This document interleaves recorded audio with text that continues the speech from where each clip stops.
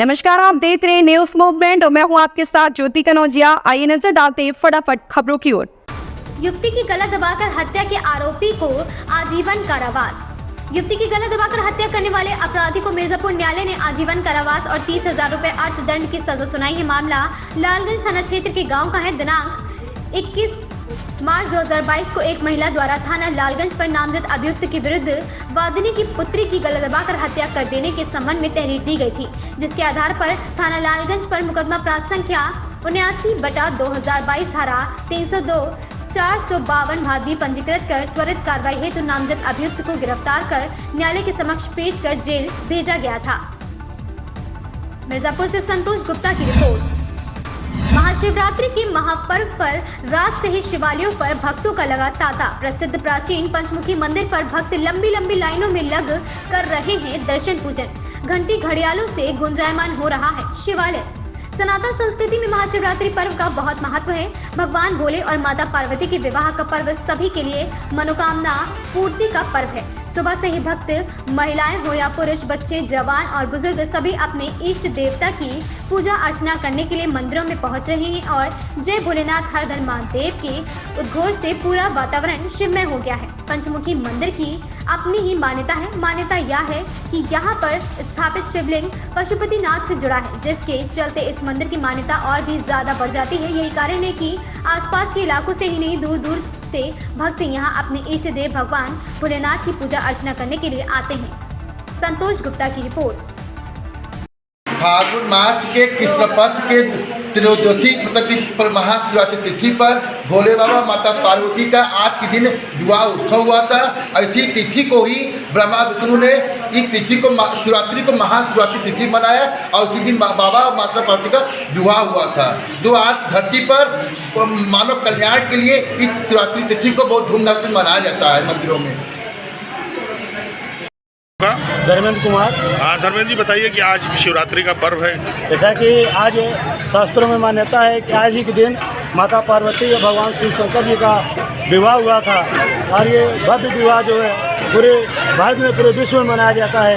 भगवान शंकर और माता पार्वती की अलौकिक शक्तियाँ जो कि पूरे भारत के लोग मानते हैं और आज हम लोग को ऐसा मान्यता है कि यहाँ पे भगवान शंकर का दर्शन करने से पुण्य के हम लोग भागी बनते हैं और परिवार में धन संपदा आदि सब पर्याप्त होता रहता है।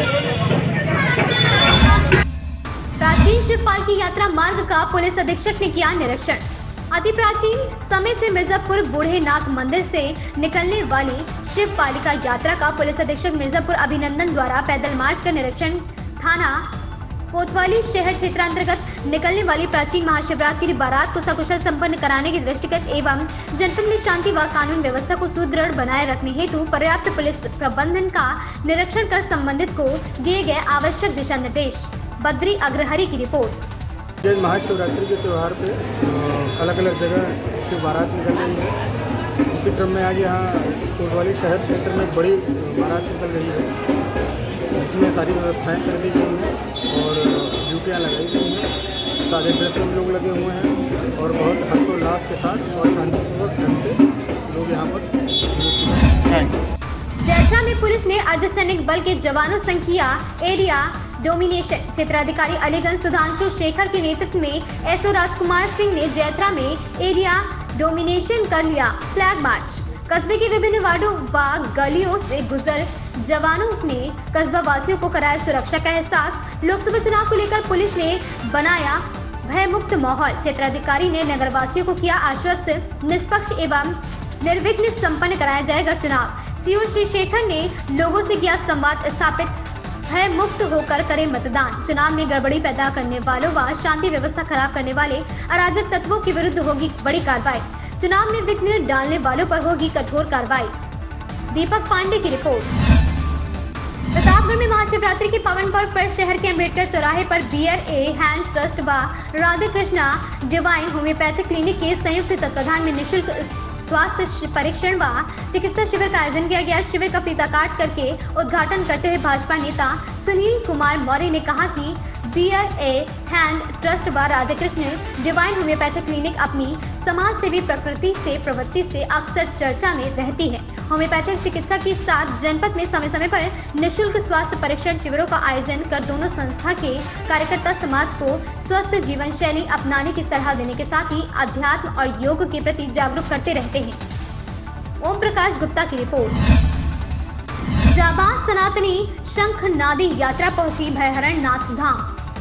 स्वामी करपात्री जी के विचारों को आम जनमानस तक पहुंचाने एवं राम राज्य की परिकल्पना को साकार करने के प्रयास को लेकर जाबाज हिंदुस्तानी सेवा समिति के अनुषांगिक संगठन जाबाज अखाड़ा द्वारा प्रयागराज से अयोध्या तक जाने वाली जाबाज सनातनी शंखनादी शौर्य यात्रा का आज प्रतापगढ़ में पौराणिक स्थल बाबा भयहरण नाथ धाम में प्रवेश हुआ। यात्रा का स्वागत करने को स्थानीय लोगों का हुजूम उमड़ पड़ा।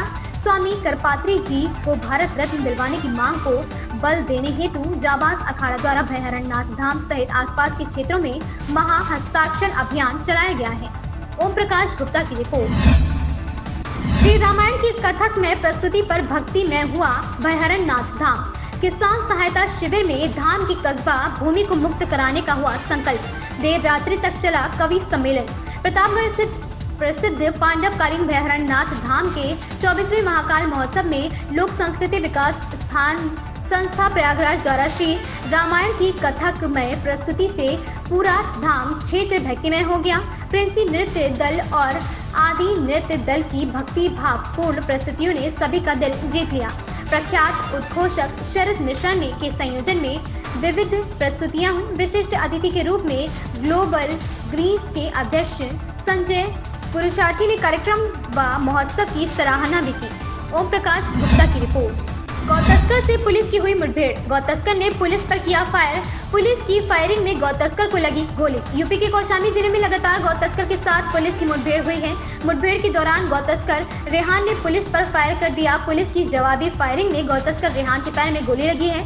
घायल गौतस्कर को जिला अस्पताल में भर्ती कराया गया है। गौतस्कर और पुलिस के बीच मुठभेड़ कोखराज थाना क्षेत्र के रोही पुल के पास हुई है। कोखराज थाना क्षेत्र के चरमुरा का रहने वाला रेहान कौशाम्बी सहित प्रदेश में कई स्थान पर वंचित है। एसपी ब्रजेश कुमार श्रीवास्तव ने बताया कि यह गौतस्कर कल कोखराज थाना क्षेत्र में पकड़ा गया है।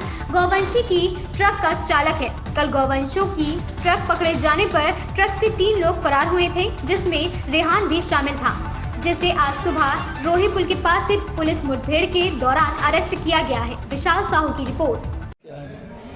देखिए, कल थाना कोखराज क्षेत्र में एक कंटेनर पकड़ा गया था, जिसमें 26 जिंदा गोवंश पुलिस ने बरामद किया था।